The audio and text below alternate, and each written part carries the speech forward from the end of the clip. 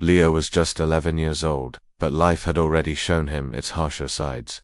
Growing up in a modest orphanage on the edge of town, he had never known the warmth of family or the comforting embrace of a parent. The orphanage, though welcome, could only provide him with the basics: shelter, food, and education. The one thing Leo longed for above all else was the feeling of belonging, of being someone's family. Yet, despite this loneliness, Leo carried within him an inner light, a resilient joy that nothing seemed to dim. His kind spirit and the simple belief that there was goodness in the world endeared him to everyone he met. From a young age, Leo had understood that his circumstances were different. He didn't have stories of family vacations or weekend gatherings to share like some of the other children at school. There was no mum to scold him or dad to teach him to ride a bike. But Leo wasn't one to dwell on what he didn't have.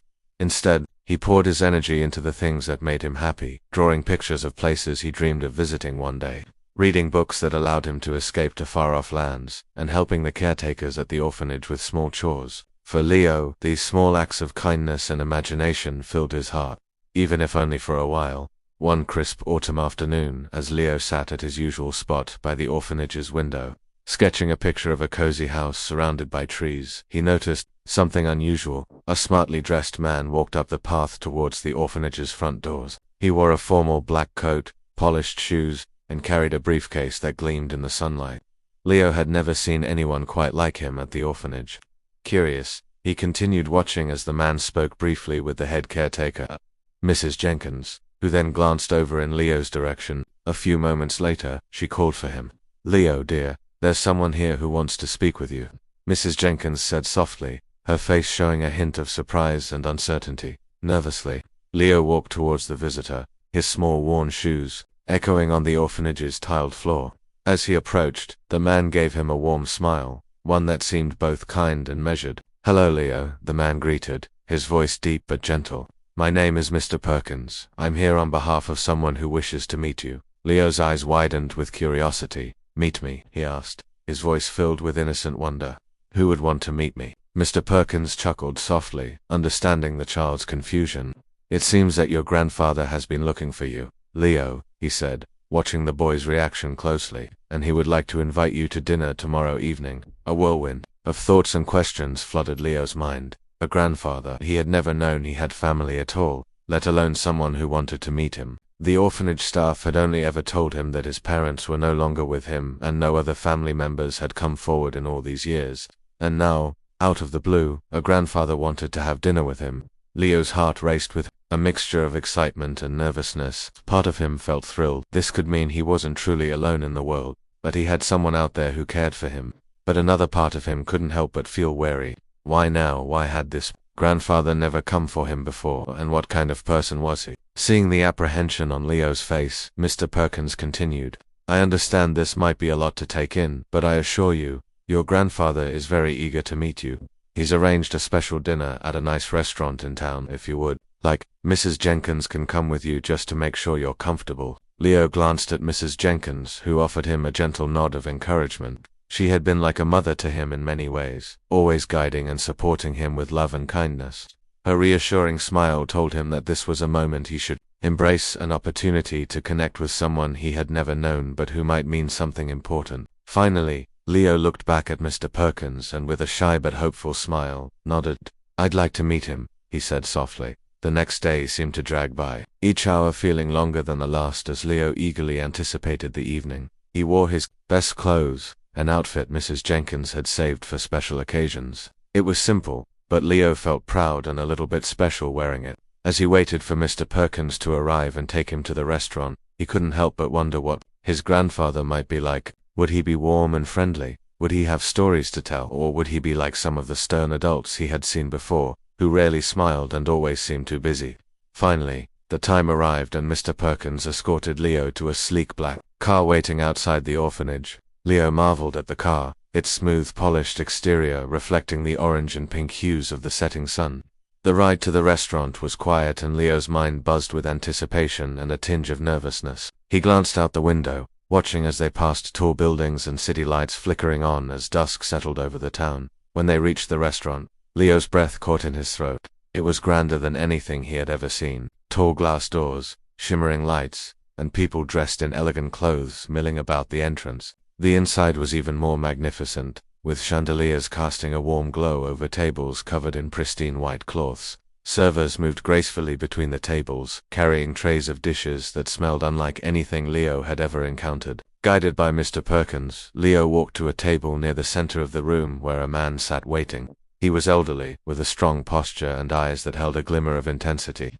His silver hair was neatly combed, and he wore a tailored suit that seemed to fit him like a second skin. Leo immediately felt a surge of awe and apprehension. This was his grandfather, the man who, up until this moment, had been a complete mystery. As Leo approached, the man looked up, his eyes meeting Leo's with a mixture of curiosity and something else that Leo couldn't quite identify. Was it regret? Sadness? Leo couldn't tell, but the look lingered in his mind as he sat down, feeling small and unsure under his grandfather's steady gaze.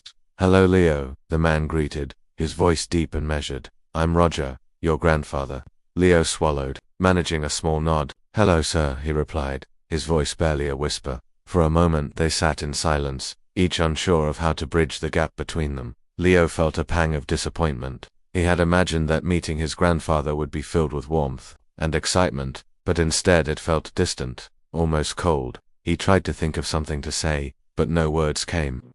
Just then, the server approached to take their order, breaking the tense silence. Leo glanced at the menu, overwhelmed by the unfamiliar dishes and the elegant names he couldn't quite pronounce. Sensing his hesitation, his grandfather ordered for both of them, choosing dishes that sounded elaborate and expensive.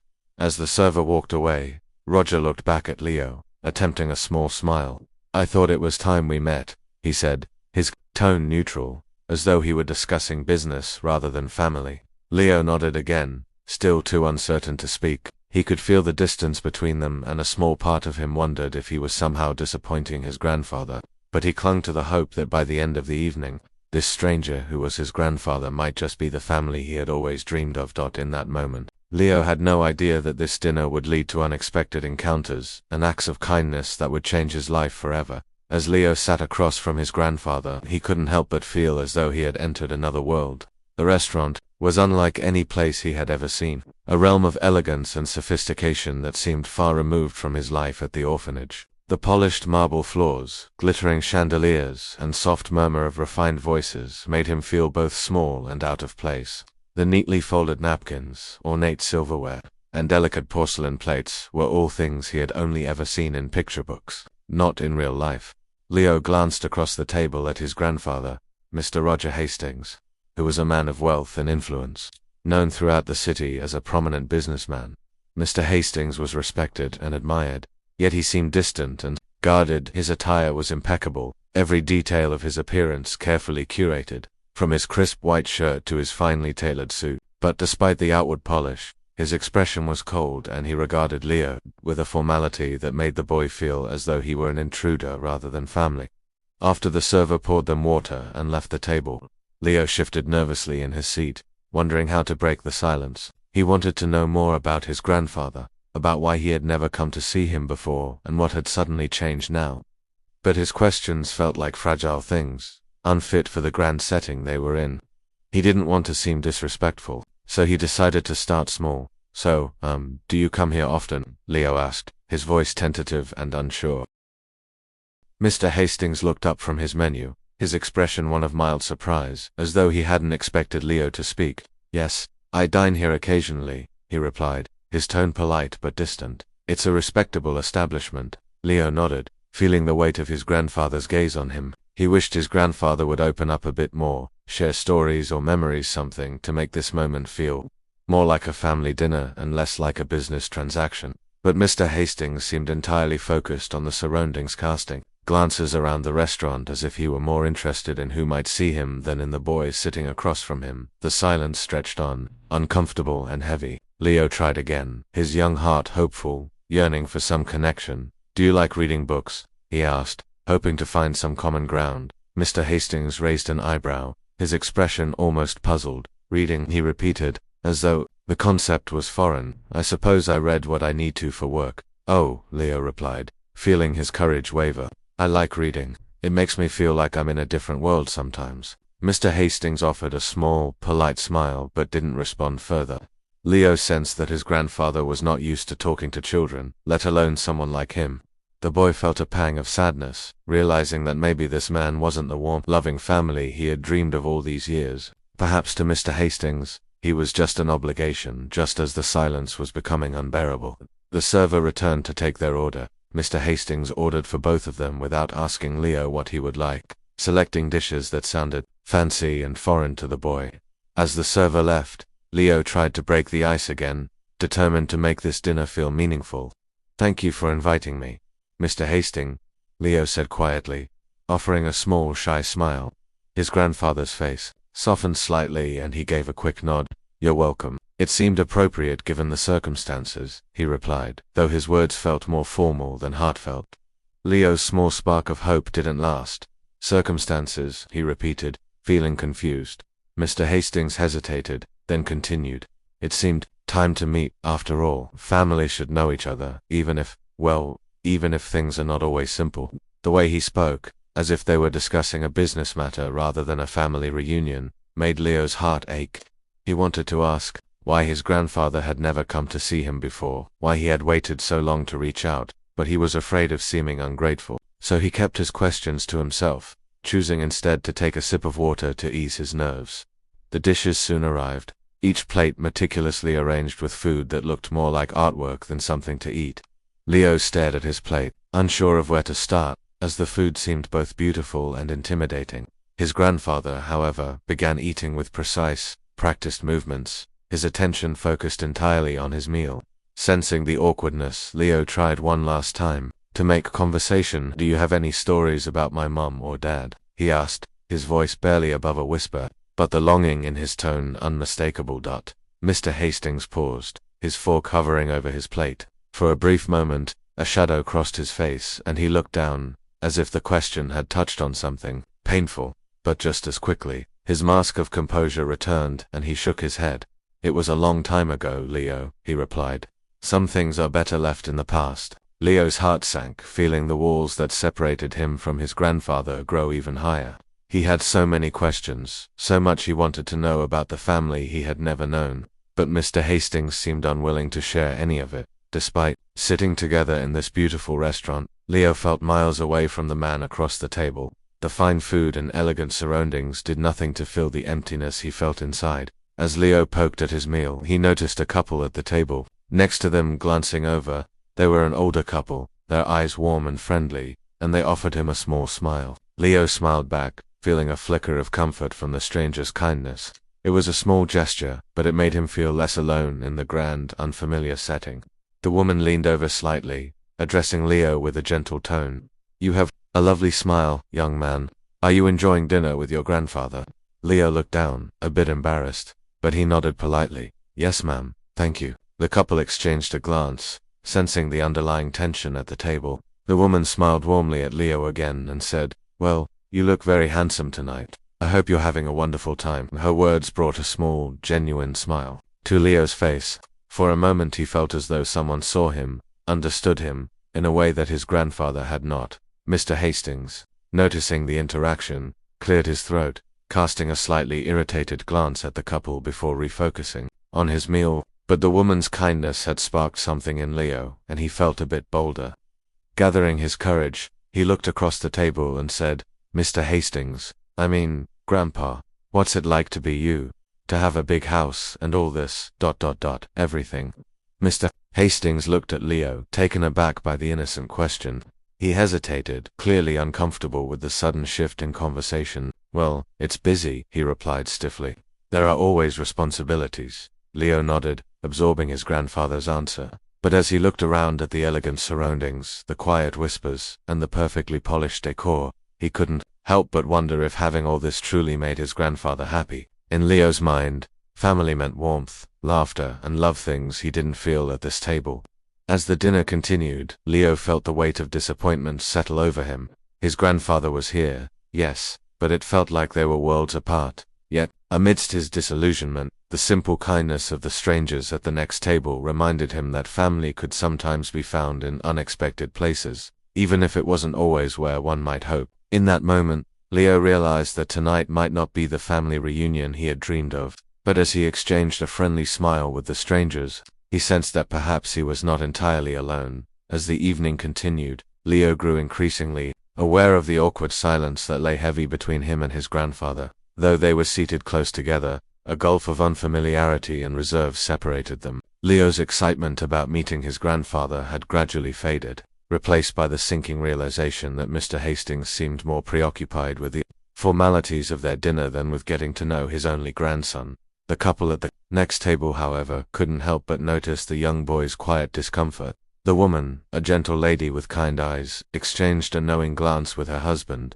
She had been watching Leo, her heart softening at the sight of the boy's nervous smile and wide, curious eyes. She saw how Leo tried to engage with his grandfather, only to receive short, detached responses that seemed to leave him more alone with each attempt. She could sense the boy's longing for connection and warmth, and her motherly instincts took over. Turning slightly in her chair, the woman caught Leo's gaze and offered him a warm smile. "Hello there, young man," she said gently, her voice filled with kindness. "That's quite a sharp outfit you've got on tonight. You look very handsome." Leo's face lit up, a genuine smile breaking through the caution he had been wearing all evening. "Thank you, ma'am," he replied shyly, glancing down at his shirt. He felt a rush of warmth at her compliment, a simple kindness that made him feel less out of place in the grand, unfamiliar restaurant. The woman leaned a bit closer, nodding toward his plate. "How's the food? I always find it a bit fancy here, don't you?" Leo giggled softly. "It's different," he said, not wanting to sound ungrateful, but admitting with a hint of relief that he wasn't quite accustomed to the extravagant meal. Her husband chuckled and nodded in agreement. "You know, I think the same every time we come here," he said. "Some of this stuff looks too nice to eat." Leo laughed, his shoulders relaxing as he felt the warmth of their friendly conversation. For the first time that evening, he felt like he could be himself, not a stranger or a guest, but just Leo, a boy who enjoyed simple things and good company. Mr. Hastings looked over, clearly noticing the interaction. He maintained a polite but reserved expression, slightly irked by the interruption. Yet something in him shifted as he observed how the couple's kindness brought a genuine smile to his grandson's face. Leo seemed more at ease with these strangers than he had been all evening with his own grandfather. And for the first time, Mr. Hastings felt a pang of guilt mixed with curiosity. Why did it take others to bring out Leo's warmth? Why hadn't he been able to reach his grandson in the same way? As the conversation continued, a server approached their table to refill their water glasses. He, too, had noticed the quiet boy at the fancy table and couldn't help but feel a sense of empathy. While filling Mr. Hastings' glass, he nodded toward Leo with a soft smile. "Good evening, young man. I don't see guests your age around here often. You're quite the gentleman tonight." Leo beamed, grateful for the server's friendliness. "Thank you, sir," he replied, his face glowing with appreciation. The server, sensing an opportunity to bring some warmth to the moment, turned to Mr. Hastings with a thoughtful look. "You have a fine young man here, sir," he remarked. "Sometimes it's the smallest gestures, like these shared dinners, that make the biggest impact. These are the moments they'll remember most." The server's words struck Mr. Hastings unexpectedly. He had arranged this dinner thinking it would be enough simply to meet Leo and let him experience the grandeur of his lifestyle. But here, a stranger was subtly reminding him that relationships, especially those with family, required more than fine dining and polished gestures. They required heart, attention, and true connection. Mr. Hastings glanced at Leo, who was now speaking with the couple at the next table. The woman was sharing a funny story about her own son's first day at school, and Leo was laughing, his eyes bright and his posture relaxed. The laughter, the camaraderie, the natural warmth, they were things Mr. Hastings had not considered important. But watching his grandson, he began to see that these were the things that truly mattered to the boy. For the rest of the evening, the couple continued to include Leo in their light-hearted conversation. They asked him about his interests, what he liked to do, and listened with genuine interest as he talked about his favorite books and his sketches of imaginary places he hoped to visit one day. Their laughter and warmth filled the gaps his grandfather's reserved silence had left, and Leo's nervousness gave way to a happiness that felt rare and precious. At one point, the woman looked at Leo and said, "You have a bright spirit. Leo, I can see it in the way you smile, the way you talk. Don't ever let go of that light." "Okay." Leo nodded, feeling his heart swell with gratitude. Her words were a gentle reminder that he had something special within him, something that no amount of wealth or luxury could buy. Mr. Hastings, observing all of this, found himself unable to ignore the impact these strangers had on his grandson. He realized that their kindness, simple and sincere, had achieved something he hadn't managed all evening. It had brought Leo out of his shell and made him feel truly seen and valued. Watching Leo's joy, Mr. Hastings felt an unfamiliar twinge of regret. In his quest for success, he had distanced himself from the things that brought genuine connection. He began to question the values he had built his life upon, values centered on status and wealth rather than family and love. As the dinner neared its end, the woman leaned over to Mr. Hastings, offering him a kind but pointed smile. "You have a wonderful grandson," she said softly, her words laced with a gentle hint of encouragement. "He's a boy with a big heart. Don't let these moments slip by. They mean more than you might think." Mr. Hastings gave a small nod, her words sinking in as he watched Leo finish his meal with a content smile. The strangers had touched something in him, a reminder that perhaps it wasn't too late to build a bridge with his grandson. The server's earlier comment echoed in his mind. These are the moments they'll remember most. A wave of realization washed over him. For years he had placed his worth in his achievements and wealth, viewing relationships through the lens of transactions and value. But sitting here, watching his grandson interact so joyfully with strangers, Mr. Hastings felt his heart soften. Perhaps this boy was teaching him something he hadn't been willing to learn before, that family, love, and the act of simply being present were the greatest riches one could possess. He cleared his throat, breaking the momentary silence between them. "Leo," he began, his voice warmer than it had been all evening, "I'd like to hear more about those places you draw. Maybe we can see them together one day." Leo looked up, surprise lighting his face. For the first time that night, saw a softness in his grandfather's eyes, a gentleness that had been hidden beneath layers of formality and reserve. It was an offer, a glimmer of connection, and Leo's heart swelled with hope. "I'd like that," Leo replied, his voice barely more than a whisper, but filled with gratitude. As they left the restaurant that night, Leo felt a newfound warmth between himself and his grandfather, Mr. Hastings. With the quiet wisdom he had gained from observing the stranger's kindness, walked with Leo by his side, feeling as though he had taken the first steps toward a genuine bond. Unknowingly, the kindness of strangers had become the spark that opened a new chapter in their relationship, revealing that true wealth was measured not by riches, but by the love and memories one left behind. As the dinner conversation continued, the warmth and encouragement from the nearby strangers began to open Leo up in ways he hadn't anticipated. He felt more comfortable, his usual shyness replaced by a newfound confidence sparked by their kindness. The couple listened intently, their smiles genuine and their interest real, and for the first time, Leo felt as if he had people who truly saw him. The man across the table, whom Leo learned was named Mr. Jacobson, asked him gently, "So, Leo, what's your story? You seem like a young man with a lot to share." Leo hesitated, his gaze shifting to Mr. Hastings, who nodded encouragingly, surprising him. Taking a breath, Leo began to speak, his voice quiet at first, but growing stronger as he went on. "I grew up in a small orphanage just outside the city," Leo said, glancing down at his hands as he spoke. "It was nice enough. The caretakers were kind, and I had friends there. But I always wondered what it would be like to have a real family, someone who would be there for me no matter what." The couple listened with compassion, and Mr. Hastings found himself unable to look away. It was as if for the first time, he was truly seeing Leo, not as a distant relative or obligation, but as a boy who had endured more loneliness than any child should. Leo continued, encouraged by their gentle expressions. "Sometimes I'd imagine that someone would come for me, that I'd wake up one day and I'd have a family waiting for me, a place where I really belonged." His voice cracked slightly and he gave a small, awkward laugh to cover it. "I guess that sounds silly, but—" Mrs. Jacobson shook her head firmly, her own eyes glistening. "No, Leo, it doesn't sound silly at all. Wanting a family, a place to belong, is something everyone deserves." At her words, Mr. Hastings felt a wave of realization wash over him. The superficial distance he had held from Leo, the idea that simply providing a dinner in a fancy restaurant could bridge the gap, felt painfully shallow in this moment. He had thought that showing Leo the luxury he lived in could somehow create a connection, but he was realizing how misguided that notion had been.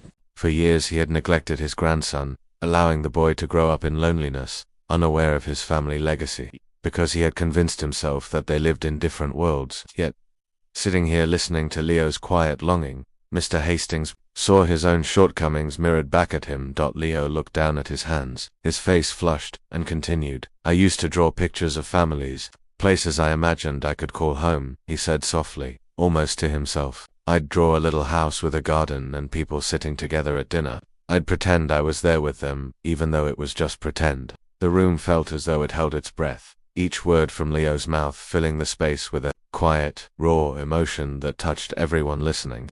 Even the staff paused as they moved between tables, catching fragments of his story.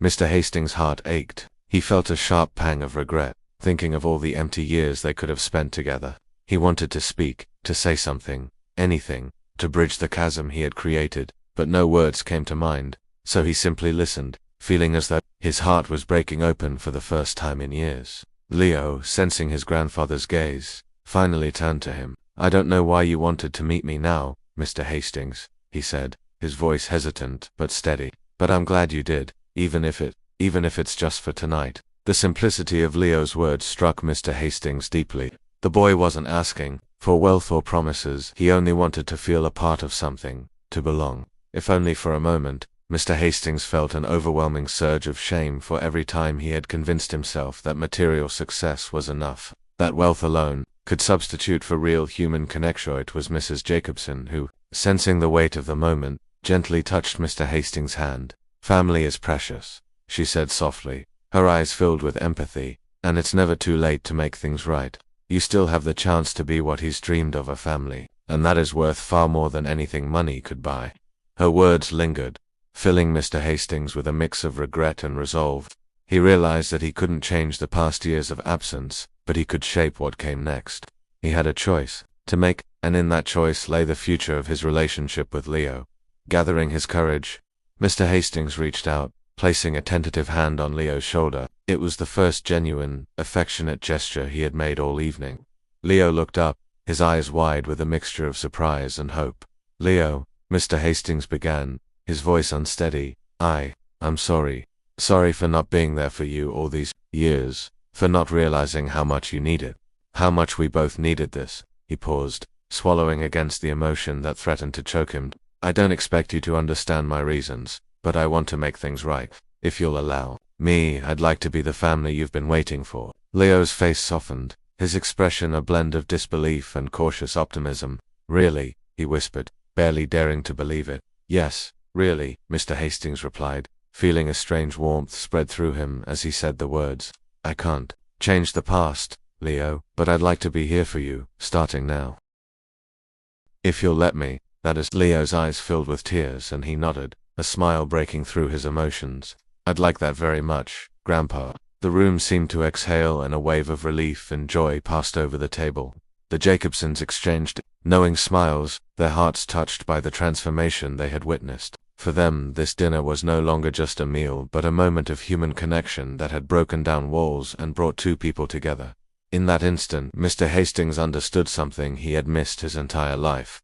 That wealth, titles, and status were insignificant compared to the simple joy of family, the warmth of love, and the strength found in vulnerability. Leo, his gentle spirit and longing for connection, had reminded him of what he had truly been missing. As they left the restaurant that evening, Mr. Hastings held Leo's hand firmly, his heart lighter than it had been in years. He was determined to be the grandfather Leo deserved, to create memories and traditions, to finally become the family Leo had dreamed of. And Leo, for the first time in his young life, felt the secure presence of family by his side. Together they walked into the night, both changed by the kindness of strangers and the power of a shared meal. The dinner ended. Roger and Leo stepped out of the restaurant into the cool night air. Roger felt a strange sense of peace mingled with urgency, as if he had just woken up from a long slumber. The warmth he had experienced that evening had softened him in a way he hadn't thought possible. As he looked down at Leo's small hand in his own, he was struck by a powerful wave of gratitude and regret. Pausing, Roger gently knelt down so that he was eye level with Leo, his gaze steady and filled with emotion. Leo, he began, his voice gentle but earnest. You need to say something. Leo looked at him, his young face bright with a blend of hope and surprise. He had never seen his grandfather so vulnerable, so open. I've made mistakes, and for that I'm truly sorry.